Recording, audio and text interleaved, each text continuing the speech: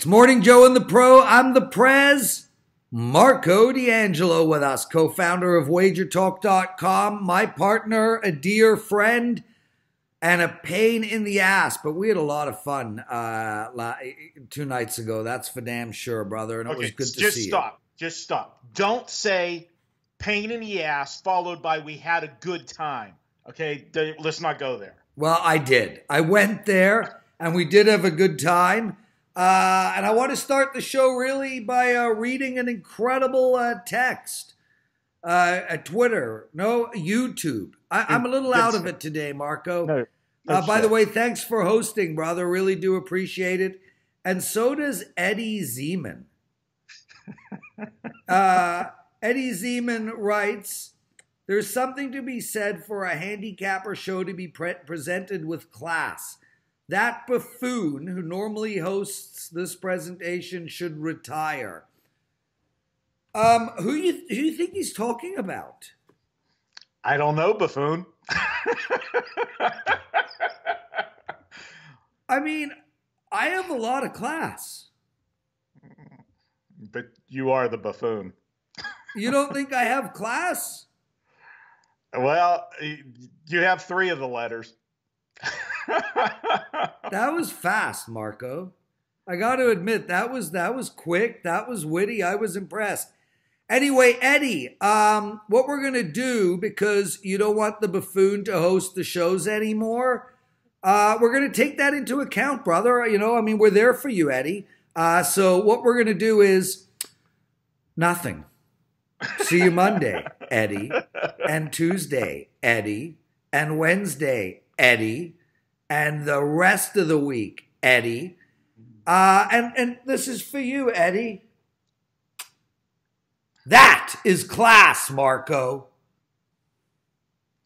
As I said, drop the CL and you have the buffoon. He's Marco D. I'm the Prez. You're watching Morning Joe and the Pro, hosted by the buffoon himself, the Prez. And he can live with that. Second place finisher at the Venetian noon tournament on Wednesday of this week. Congratulations. You know what? Every buffoon gets a banana at some point. Yeah. It was a fun day, dude. And I'm glad you, Johnny, and Teddy were there. And then we went out for dinner to an incredible sushi restaurant. What an outstanding night. It was really, really good. And I was really classy at the table. Oh, you were, buddy. Can I do my imitation of when we were at the Venetian and I said, I know a good all-you-can-eat sushi place, and your You do reaction? whatever you want, Marco. Like a whiny little bitch. I don't want to go to an all-you-can-eat sushi place. The sushi's never any good. I know. Let's go somewhere else. And Awesome. Okay. And I'll tell Teddy not to whine like that again. Yeah, right. Yeah, well, it was awesome. Like really legit awesome. Give the name of the place out for anyone who's in Vegas, except of course Eddie, because I don't know if it's a classy place. Yeah.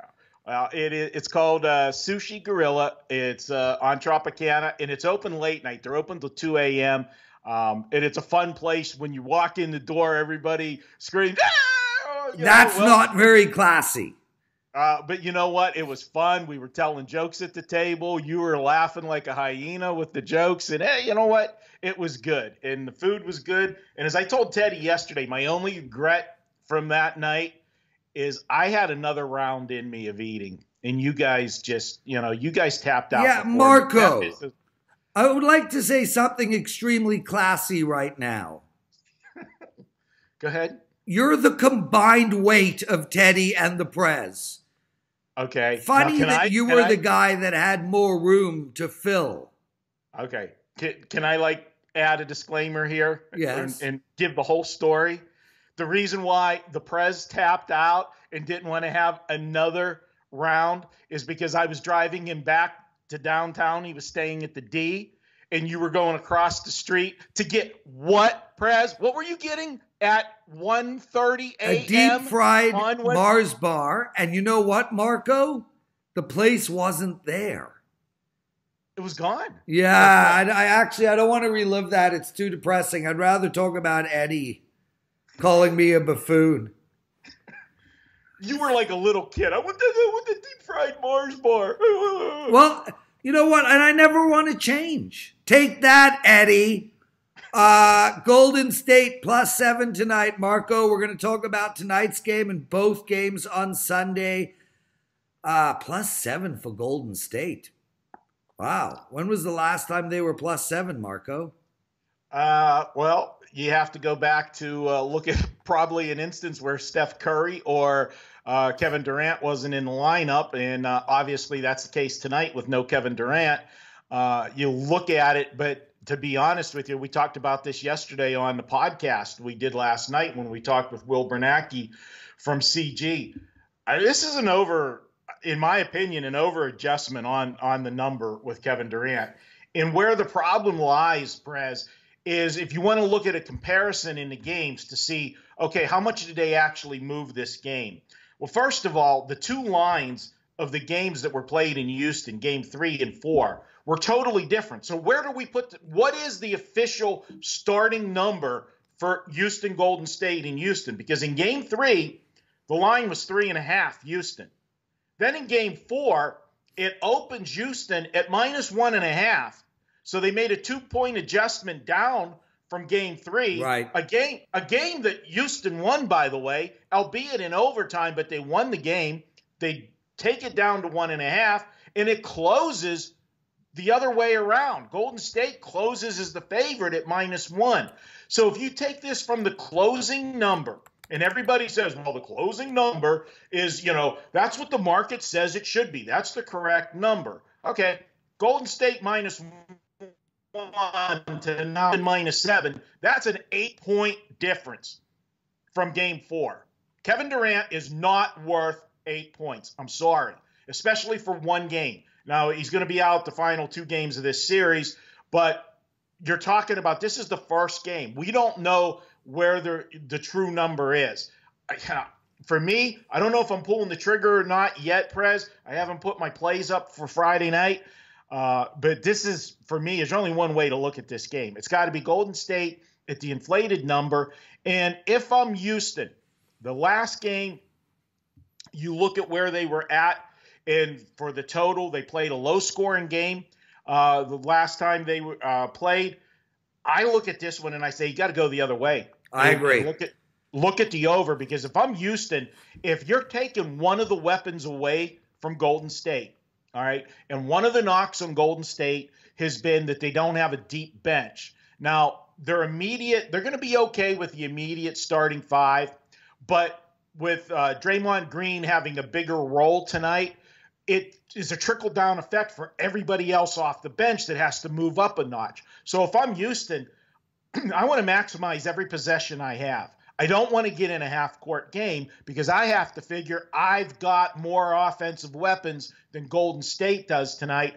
I want to make it, let's use a poker terminology. Prez, they say if you got the edge, you're getting your money in good. You want to see that scenario, get all your money in as many times as you can because you're plus EV. But there's going to be the times that somebody's going to get that 2-outer or whatever, and then you bitch and moan about it. But you want that 100 times because you're going to win, 60% or more. If I'm Houston, I want more offensive possessions because my offense should be better than Golden State's. So I think you're going to see a faster tempo tonight in this game. And I look to Golden State at the inflated number, and I look at the over in this game. That's if I'm the coach and the game plan I'm going in, that's the way I'm doing it. Marco, we're both on the exact same page here. I like Golden State +7 as well. I even like a small amount on the money line at +265, to be honest with you. But really, where my play is, period, is going to be on over the total.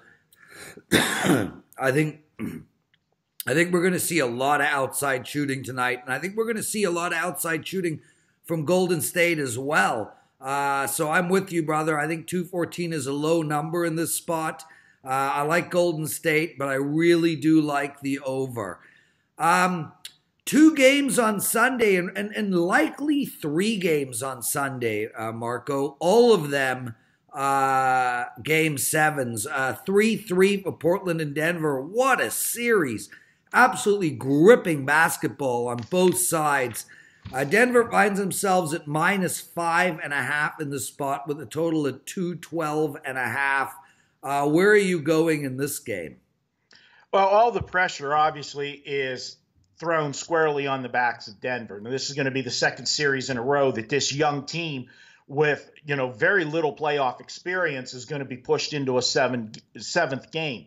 Now, they had the luxury of winning a 7-game series, obviously, to get to this round when they beat San Antonio. So they know they can do it. They have home court advantage for a reason. This was one of the strongest home courts in all of the NBA this season.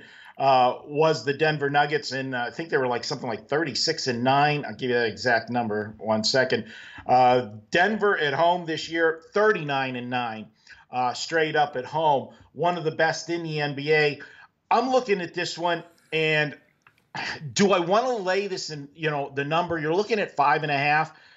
I'm kind of on the fence as far as the game itself goes, but I do have some stats for you. One for Portland. Portland's 18-8 against the spread this year, Prez, when they're coming off a home win of 10 points or more, which is obviously where they're, looking at here.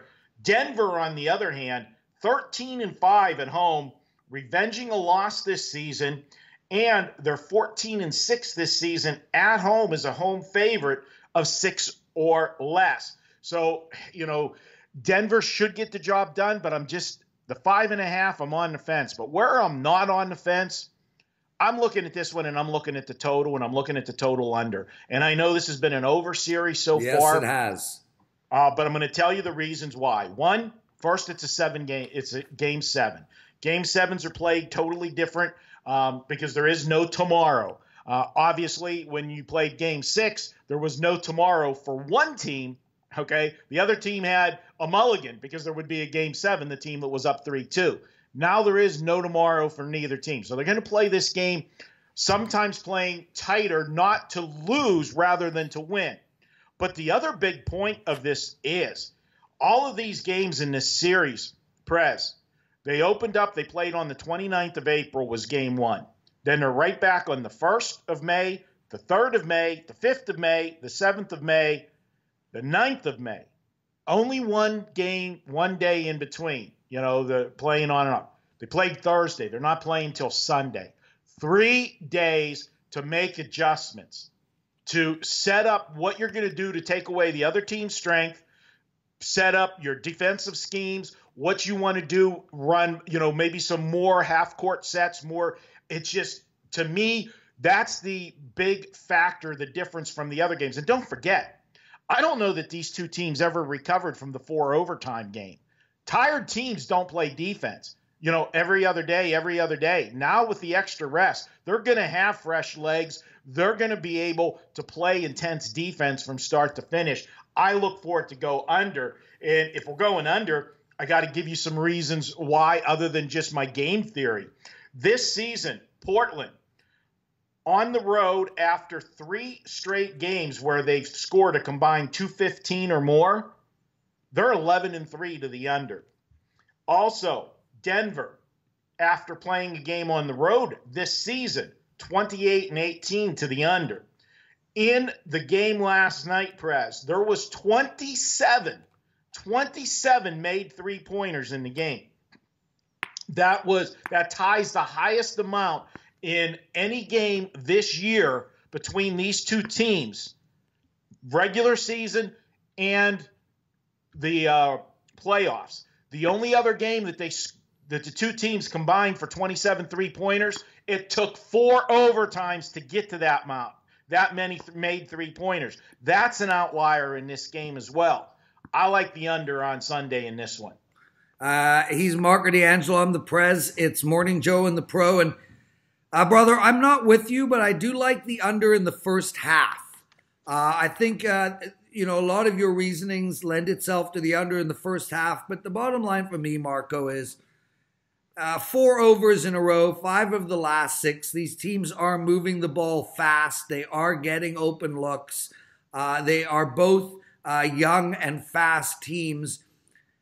All your reasoning is sound, but I feel like the under in the first half and the over on the game is where I'm going to go. And I do lean slightly on Denver, but I think it's going to literally come down to fouls at the end. Okay, let's stop right here, right now. You'll be back for WSOP in a month? Are we making a bet? Yes, we are. We're going back to the sushi place, and we're going to decide who's buying. You got the over, I got the under. Well, because I'm a class act, I'll buy regardless. Oh, look at this guy. Yeah, with the company card. Oh, Prez, you make your people proud. Dude, the most important game of the weekend. The Toronto can't get it done Raptors against Philadelphia. A -6 for the Raps. The over and under is 9.5 in this game. Dude, I'm not going to bet this game. I'm going to just pray. I'm going to be a fan for this one, my friend. What do you like? I tell you what, I know you and our buddy Carm up there, you Toronto guys, you don't get a lot to cheer for in postseason play, do you? The TFC just won the championship 2 years ago. I don't even know what that is. We got a great badminton player. We're the best curlers on the planet. And every hockey team who's ever won the Stanley Cup are all Canadians. Yeah. The players. No, we're talking Toronto, buddy. It's been quite a drought for Toronto, and you guys, you get the tease of having there. This is a team you should not lose this series, okay? I was on Philadelphia big last night and got the money, so I'm very happy with that. But going for it, coming into this was Toronto's series. They're supposed to win this, Prez. You've got one of the better defensive players in the league in Kawhi Leonard.